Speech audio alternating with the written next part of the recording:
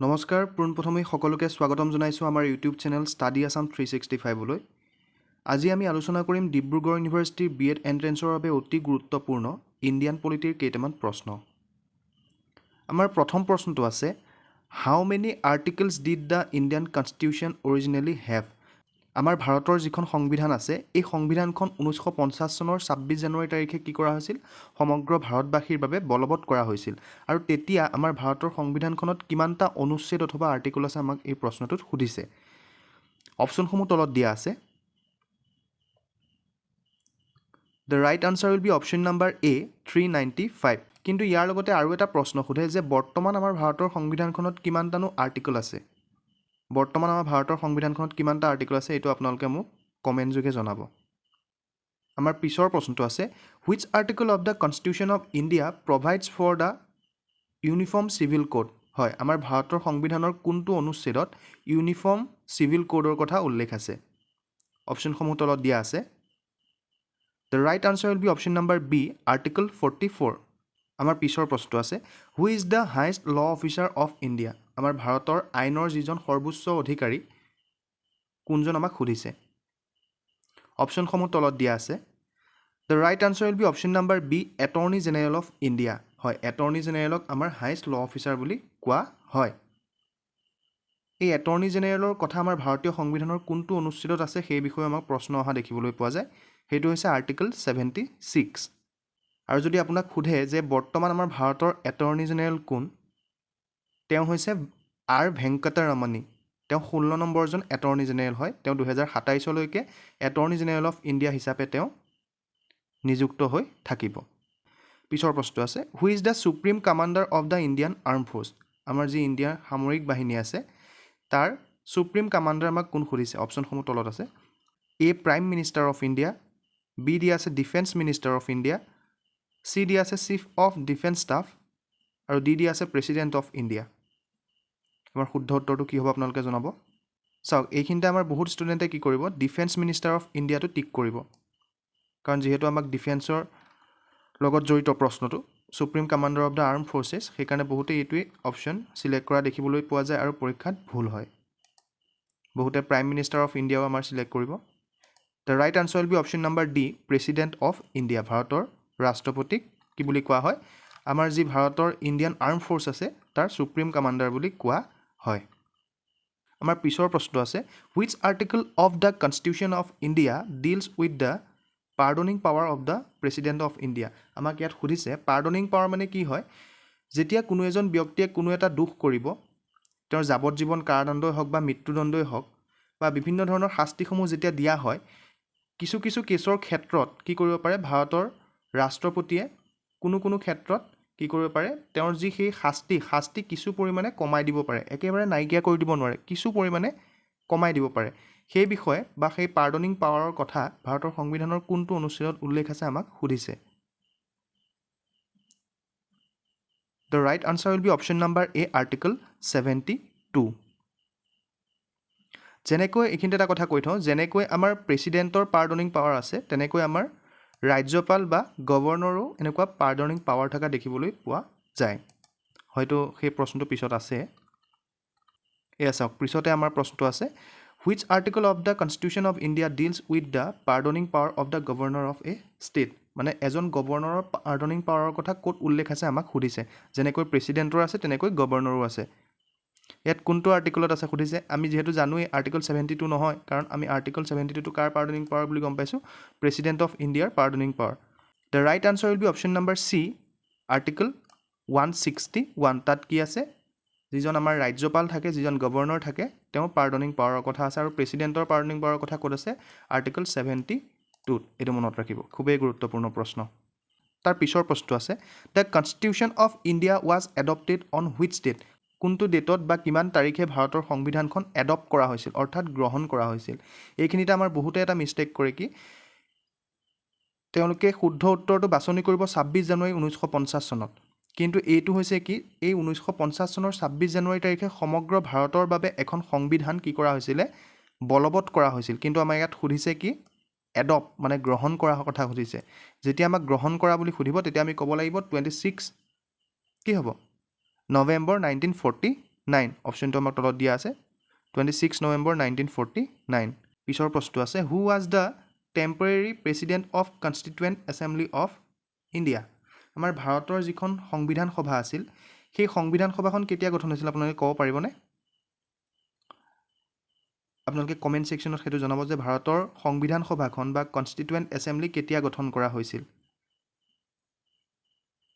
এই সংবিধান সভাৰ প্ৰথমখন মিটিং হৈছিলে বা সভা অনুষ্ঠিত হৈছিলে 1946 চনৰ 9 ডিচেম্বৰ তাৰিখে আৰু সেইদিনাখন এজন প্ৰেছিডেণ্টে সেই সভাখনৰ সভাপতিত্ব কৰিছিলে সেই প্ৰেছিডেণ্টজন কিন্তু স্থায়ী সভাপতি নাছিলে তাৰপিছত এজন স্থায়ী সভাপতি এপইণ্ট কৰা হ'ল সেই অস্থায়ী সভাপতিজনৰ নাম সুধিছে আমাক ইয়াত সেই অস্থায়ী সভাপতিজন আছিলে ডক্টৰ সচ্চিদানন্দ সিনহা সভাপতিজন আছে অপশ্যন নম্বৰ বি ডক্টৰ সচ্চিদানন্দ সিনহা পৰৱৰ্তী সময়ত এজন স্থায়ী সভাপতি নিৰ্বাচন কৰা হ'ল সেইজন আছিলে ডক্টৰ ৰাজেন্দ্ৰ প্ৰসাদ পৰৱৰ্তী প্ৰশ্নটো আছে When was the first meeting of the Constituent Assembly of India held? এইটো মই ইতিমধ্যে কৈ আহিছোঁ The right answer will be option number B 9 December 1946 পিছৰ প্ৰশ্নটো আছে How many types of emergency provisions are there in the Indian Constitution? ভাৰতৰ সংবিধানত কিমানটা জৰুৰী প্ৰভিজনৰ কথা উল্লেখ আছে বা জৰুৰী অৱস্থাৰ কথা উল্লেখ আছে অপশ্যনসমূহ তলত দিয়া আছে এ দিয়া আছে 2 বি দিয়া আছে 3 চি দিয়া আছে 4 আৰু ডি দিয়া আছে 5 the right answer will be option number B 3 হয় আমাৰ ভাৰতীয় সংবিধানত তিনিটা ইমাৰ্জেঞ্চি প্ৰভিজনৰ কথা দিয়া আছে সেইকেইটাৰ যদি আমি আৰ্টিকল কেইটা চাওঁ আৰ্টিকল 352 এটা আছে 356 আৰু এটা আছে 360 পিছৰ প্ৰশ্নটো আছে Which article of the Indian Constitution was related to Jammu and Kashmir? Jammu আৰু কাশ্মীৰৰ সৈতে তলৰ কোনটো আৰ্টিকল জড়িত হৈ আছে The right answer will be option number B, article 370. এইটো হয়তো আমি সকলোৱে জানো তাৰ পিছৰ প্ৰশ্নটো আছে Who is known as the father of the Indian Constitution? The right answer will be option number কি হ'ব C. Dr. B.R. Ambedkar. B.R. Ambedkarক ভাৰতৰ সংবিধানৰ পিতৃ বুলি জনা যায় আৰু এটা মনত ৰাখিব আমাৰ ভাৰতীয় সংবিধানৰ যি খচৰা কমিটি আছিল সেই খচৰা কমিটিৰ অধ্যক্ষ হৈছে ডক্টৰ B.R. Ambedkar পিছৰ প্ৰশ্নটো আছে Which amendment of the Indian Constitution is known as the mini constitution? ভাৰতৰ সংবিধানৰ কোনটো সংশোধনীক মিনি কনষ্টিটিউশ্যন বুলি কোৱা হয় অপশ্যনসমূহ তলত দিয়া আছে The right answer will be option number B, 42nd Constitutional Amendment Act 1976. কেতিয়াবা আপোনালোকক দিব যে সুধিব যে 42nd Constitutional Amendment Act কেতিয়া আহিছিল তেতিয়া আপোনালোকে ক'ব লাগিব যে 1976 আৰু কেতিয়াবা সুধিব 44th Constitutional Amendment Actৰ কথা সেইটো হ'ব 1978 পিছৰ প্ৰশ্ন Who is known as the guardian of the Indian Constitution? এইটো এটা খুবেই গুৰুত্বপূৰ্ণ প্ৰশ্ন অপশ্যনসমূহ দিয়া আছে President of India, Prime Minister of India, Supreme Court of India, Parliament of India. The right answer will be option number C, Supreme Court of India. ভাৰতৰ যি উচ্চতম ন্যায়ালয় আছে তাক ভাৰতীয় সংবিধানৰ অভিভাৱক বুলি কোৱা হয় তাৰ পিছৰ প্ৰশ্নটো আছে Fundamental rights in the Indian Constitution are borrowed from which country? যিহেতু আমি জানো যে আমাৰ ভাৰতীয় সংবিধানখন প্ৰস্তুত কৰোঁতে তাত অন্তৰ্ভুক্ত কৰা বিষয়বস্তুসমূহ বিভিন্ন দেশৰ সংবিধানৰ পৰা ধাৰ কৰি অনা বুলি কোৱা হয় এতিয়া আমাক সুধিছে যি মৌলিক অধিকাৰৰ ধাৰণা আছে ভাৰতীয় সংবিধানত সেয়া ক'ৰ পৰা অনা হৈছে কোনখন দেশৰ পৰা সেই ধাৰণাটো ধাৰ কৰি অনা হৈছে আমাক সুধিছে অপশ্যনসমূহ তলত দিয়া আছে The right answer will be option number B, USA, United States of America পৰা আমাৰ ফাণ্ডামেণ্টেল ৰাইটছৰ যি ধাৰণা সেই ধাৰণাটো অনা হৈছে এইখিনিতে আপোনালোকক এটা প্ৰশ্ন কৰোঁ আমাৰ ভাৰতীয় সংবিধানত যি প্ৰেছিডেণ্টৰ ধাৰণা আছে যি কেবিনেট মিনিষ্টাৰৰ ধাৰণা আছে সেইসমূহ ধাৰণা কোনখন দেশৰ সংবিধানৰ পৰা ধাৰ কৰি অনা বুলি কোৱা হয় বাৰু কমেণ্ট ছেকশ্যনত জনাবলৈ নাপাহৰিব পিছৰ প্ৰশ্নটো আছে Which of the following is known as the Councils of States? তলৰ কোনখনক Council of States বুলি কোৱা হয় অসমীয়াত কৈ নিদিওঁ আপোনালোকে বুজিয়ে পাই যাব নহ'লে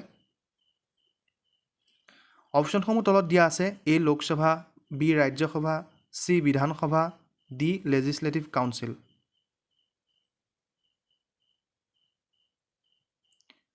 the right answer will be option number B Rajya Sabha তাৰ পিছৰ প্ৰশ্ন আছে which article of the Indian constitution deals with the right to education আমাৰ ৰাইট টু এডুকেশ্যন শিক্ষাৰ লগত ভাৰতৰ সংবিধানৰ কোনটো অনুচ্ছেদ জড়িত হৈ আছে আমাৰ যি শিক্ষাৰ অধিকাৰ সেই সম্পৰ্কে আমাৰ ভাৰতীয় সংবিধানৰ কোনটো অনুচ্ছেদে কয়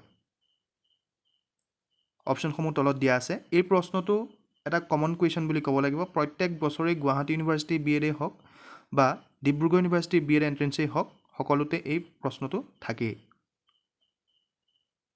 the right answer will be option number C article 21A ইয়াৰ জৰিয়তে কি কৰা হৈছিল আমাৰ ভাৰতীয় সংবিধানত ইয়াক 86 এমেণ্ডমেণ্টৰ জৰিয়তে অন্তৰ্ভুক্ত কৰা হৈছিল আৰু কোৱা হৈছিল যে 6 পৰা 14 বছৰৰ সকলো শিশুক বিনামূলীয়া আৰু বাধ্যতামূলক শিক্ষা প্ৰদান কৰিব লাগিব তাৰ পিছৰ প্ৰশ্ন আছে the voting age in India was reduced from 21 years to 18 years by which constitutional amendment মানে সংবিধানৰ ভাৰতীয় সংবিধানৰ কোনটো সংশোধনীৰ জৰিয়তে আমাৰ যি ভোট দিয়াৰ বয়স 21 পৰা 18 বছৰ কৰা হৈছিল আমাক সেইটো সুধিছে অপশ্যনসমূহ তলত দিয়া আছে the right answer will be option number C 61st constitutional amendment act 1988 তেতিয়া কি কৰা হৈছিলে 21 পৰা আমাৰ ভোট দিয়াৰ বয়সটো 18 বছৰ কৰা হৈছিল তাৰ পিছৰ প্ৰশ্ন আছে fundamental duties R mention in which article of the Indian constitution ভাৰতৰ কোনটো অনুচ্ছেদত আমাৰ যি মৌলিক কৰ্তব্য সেই বিষয়ে উল্লেখ আছে আমাক সুধিছে অপশ্যনসমূহ তলত দিয়া আছে the right answer will be option number B article 51A আৰু এটা কথা আপোনালোকে জানেনে যে ভাৰতীয় সংবিধানখন যেতিয়া ৰচনা কৰা হৈছিল সেই সময়ত এই মৌলিক কৰ্তব্যসমূহ ভাৰতীয় সংবিধানত অন্তৰ্ভুক্ত কৰা হোৱা নাছিল কিন্তু পৰৱৰ্তী সময়ত কি কৰা হ'ল ভাৰতীয় সংবিধানত এই মৌলিক কৰ্তব্যসমূহ অন্তৰ্ভুক্ত কৰা হ'ল এইখিনিতে আপোনালোকক এটা কথা জনাই থওঁ যদি আপোনালোকে ডিব্ৰুগড় ইউনিভাৰ্চিটি হওক বা গুৱাহাটী ইউনিভাৰ্চিটি হওক তাৰ যি বিএড এণ্ট্ৰেন্স আছে তাৰ বাবে প্ৰস্তুতি চলাই আছে যদি আপোনালোকে ইণ্ডিয়ান পলিটিৰ অতি গুৰুত্বপূৰ্ণ প্ৰশ্ন সিলেক্টিভ কিছুমান প্ৰশ্ন যদি আপোনালোকে পঢ়িব বিচাৰে